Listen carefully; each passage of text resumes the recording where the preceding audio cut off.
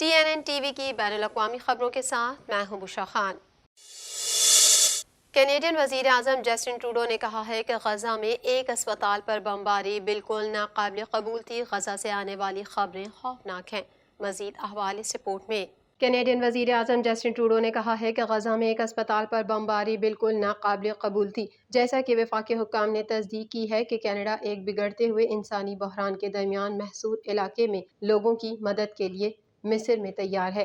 Gaza city کے ایک اسپتال پر راکٹ گرنے سے سینکڑوں فلسطینی ہلاک ہو گئے، جہاں بہت سے لوگ پناہ لیے ہوئے تھے۔ حماس کے زیر انتظام غزہ کی وزارت صحت نے دھماکے کا الزام اسرائیلی فضائی حملے پر عائد کیا۔ پہلے دن میں ٹروڈو نے صورتحال کو بالکل ناقابل قبول قرار دیا۔ فرانسیسی زبان میں بات کرتے ہوئے انہوں نے صحافیوں کو بتایا کہ اسپتال پر بمباری کرنا قانونی نہیں ہے۔ وزیر اعظم نے کہا کہ غزہ سے آنے والی خبریں خوفناک ہیں۔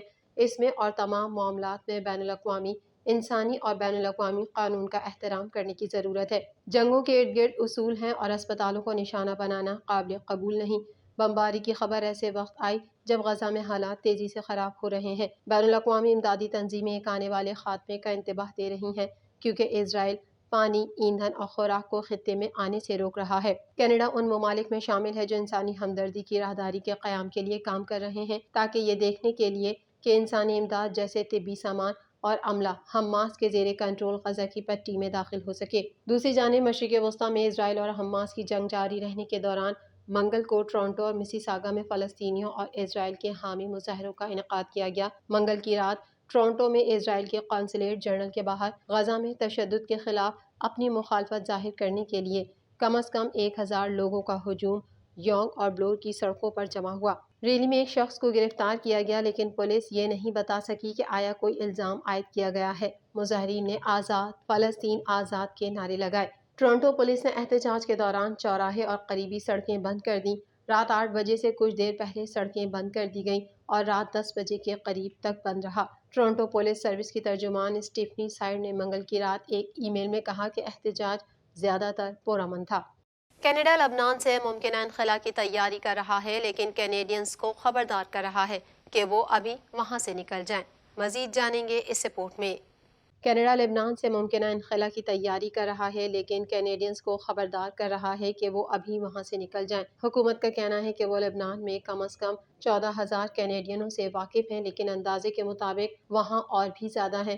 وفاقی حکومت کے عہدیداروں کا کہنا ہے کہ اگر اسرائیل اور حماس کی جنگ بڑھ جاتی ہے اور خطے کے اس حصے تک پھیل جاتی ہے تو کینیڈا لبنان سے شہریوں کے ممکنہ انخلا کی تیاری کر رہا ہے۔ گلوبل افیئرز کینیڈا کے معاون نائب وزیر الیگزینڈر لیوک نے صحافیوں کو بتایا کہ سفارتی کوششیں تنازع کو بڑھنے سے روکنے کے لیے کی جا رہی ہیں۔ انہوں نے کہا کہ یہ سب اس امید پر ہے کہ باقی علاقے میں چیزوں کو پھیلنے سے روکا جا سکتا ہے، لیکن یقیناً غیر متوقع صورتحال کا سامنا کرنے کے لیے تیاریاں جاری ہیں۔ وائس ایڈمرل باب آچرلونی نے کہا کہ کینیڈا کی مسلح افواج نے قبرص میں ایک ٹاسک فورس قائم کی ہے تاکہ اگر GAC کی درخواست کی جائے تو انخلا میں مدد فراہم کی جائے گی۔ انہوں نے کہا کہ ہم خیال اتحادی خطے میں جاری یا بڑھتے ہوئے تنازعات کی صورت میں ہنگامی کارروائیوں پر غور کرنے، ہم آہنگی کرنے اور منصوبہ بندی کرنے کے لیے مل کر تلاش کر رہے ہیں، لیکن حکومت اس بات پر اصرار کر رہی ہے کہ لبنان میں کینیڈا کے باشندوں کو چھوڑنے پر غور کرنا چاہیے جب تک کہ دیگر ذرائع دستیاب ہوں۔ وزیر خارجہ میلانی جولی نے کہا کہ اگر آپ لبنان میں ہیں تو اب وقت آ گیا ہے کہ تجارتی پروازیں اب بھی دستیاب ہیں۔ حکومت نے پچھلے ہفتے ایک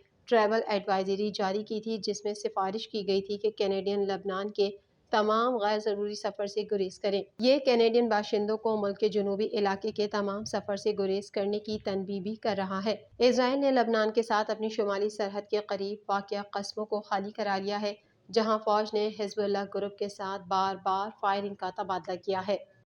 ٹورنٹو نے موسم سرما میں بے گھر ہونے کی حکمت عملی کی نقاب کشائی کی، کیونکہ پناہ گاہ کا نظام پہلے سے ہی گنجائش سے زیادہ پھیلا ہوا ہے۔ مزید تفصیلات اس رپورٹ میں۔ ٹورنٹو نے موسم سرما میں بے گھر ہونے کی حکمت عملی کی نقاب کشائی کی، کیونکہ پناہ گاہ کا نظام پہلے سے ہی گنجائش سے زیادہ پھیلا ہوا ہے۔ ٹورنٹو کے حکام کا کہنا ہے کہ اس موسم سرما میں بستروں کی مانگ بڑھ جائے گی۔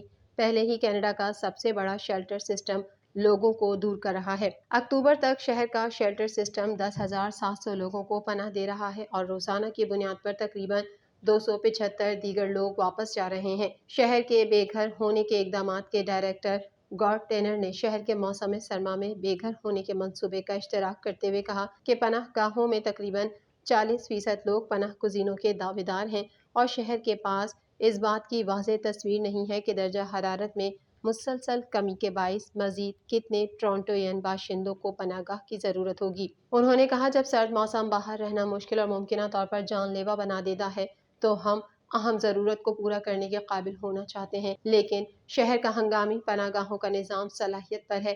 ہمارے پناہ گاہوں کا نظام بھرا ہوا ہے اور نظام پر دباؤ بڑھ رہا ہے۔ ٹرینر کا کہنا ہے کہ شہر نومبر سے اپریل تک خدمات کو بڑھانے کے لیے اپنے محدود وسائل کو متحرک کر رہا ہے۔ انہوں نے کہا کہ شہر اس موسم سرما میں 4 وارمنگ سینٹرز اور 24 گھنٹے کی مہلت کی جگہ کو شروع کرے گا اور تقریباً 180 نئی جگہوں کے لیے جگہ بنانے کے لیے شیلٹر بیڈز کو ایک دوسرے کے قریب منتقل کیا جائے گا۔ نومبر کے وسط سے شروع ہو کر جب بھی درجہ حرارت -5 سینٹی گریڈ سے کم ہو جائے گا تو وارمنگ سینٹرز کو کھول دیا جائے گا۔ 4 وارمنگ سینٹرز 136 اسپارٹنیا road, 35 Elizabeth street, 15 olive avenue اور 885 اسکاربرو گولف کلب روڈ پر واقع ہوں گے۔ ٹینر نے کہا حکومت کی اعلیٰ سطحوں کی مدد کے بغیر افق پر کوئی طویل مدتی حل نہیں ہے۔ یہ شہر اپنے $1.5 بلین کے بجٹ کے خسارے کو پورا کرنے میں مدد کے لیے بار بار وفاقی مدد کا مطالبہ کر رہا ہے۔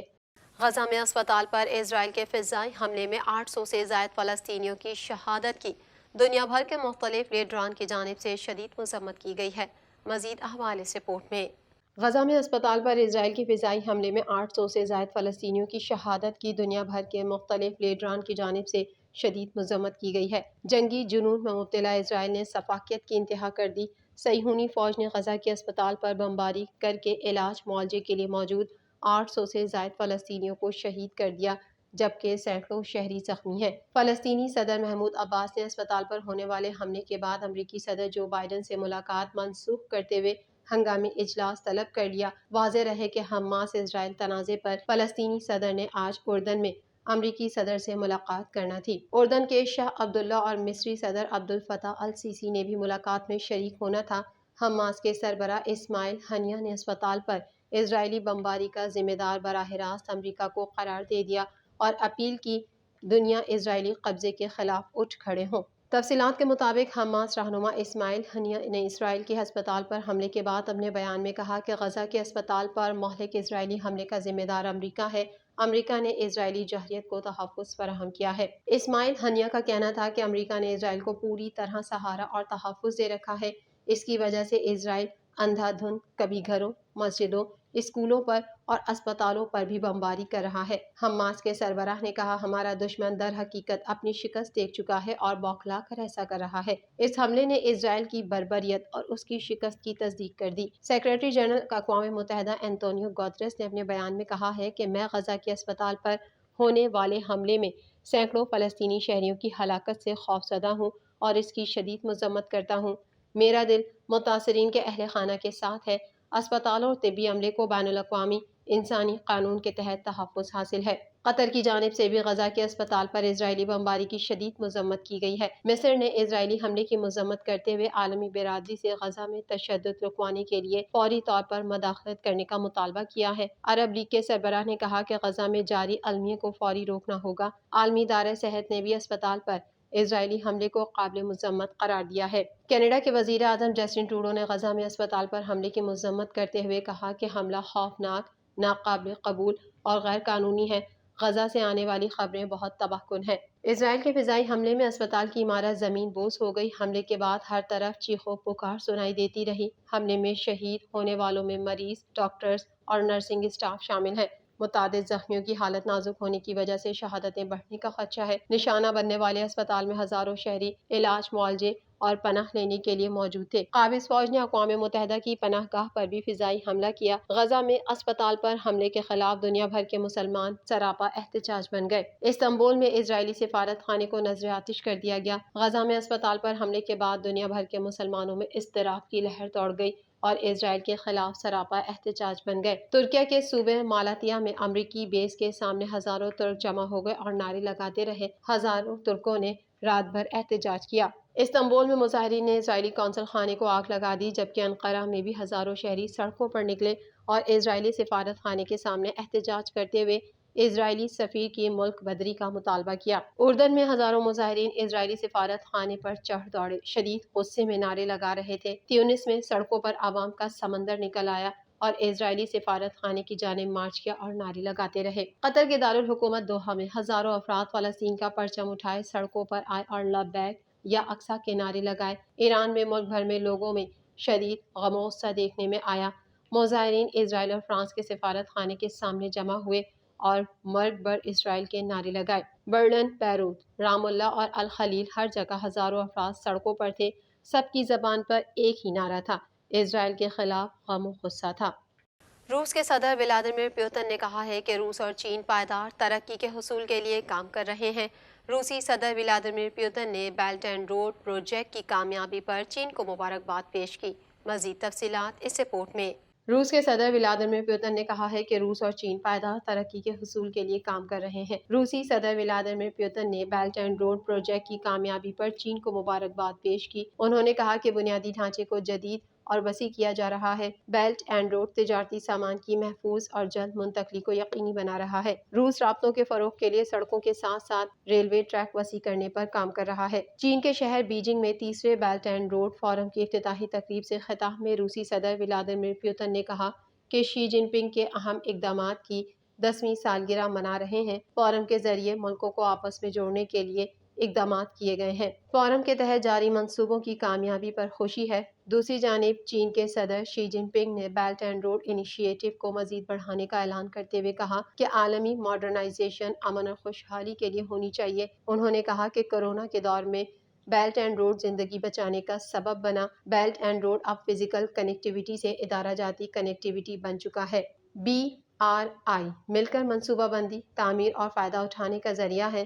بیلٹ اینڈ روڈ کے ذریعے چین اپنے دروازے وسیع تر کھول رہا ہے۔ چین میں منعقدہ تیسرے بیلٹ اینڈ روڈ فورم کے افتتاحی اجلاس سے خطاب کرتے ہوئے چینی صدر شی جن پنگ نے کہا کہ یک طرفہ پابندیوں کے خلاف ہیں، بلاک کی سیاست ہمارا انتخاب نہیں۔ چینی صدر نے کہا کہ چین 140 ممالک اور علاقوں کے لیے اہم تجارتی شراکت دار بن چکا ہے۔ بیلٹ اینڈ روڈ فورم کے اس سے قبل 2 اجلاس ہو چکے ہیں۔ اس فورم کے تحت کلین اینڈ گرین اکانومی کو ترجیح دی گئی۔ فورم کے تحت ترقی پذیر ملکوں کے لیے نئی اقتصادی راہداریوں کا قیام ترجیح ہے۔ CPEC کے ذریعے خطے کے ممالک کے باہمی رابطوں کو فروغ حاصل ہوا۔ سلک روڈ کا بنیادی مقصد امن اور تعاون کو فروغ دینا ہے۔ TNN TV کے نیوز بلیٹن میں فی الحال اتنا ہی۔ مزید خبروں اور اپڈیٹس کے لیے دیکھتے رہیے TNN TV۔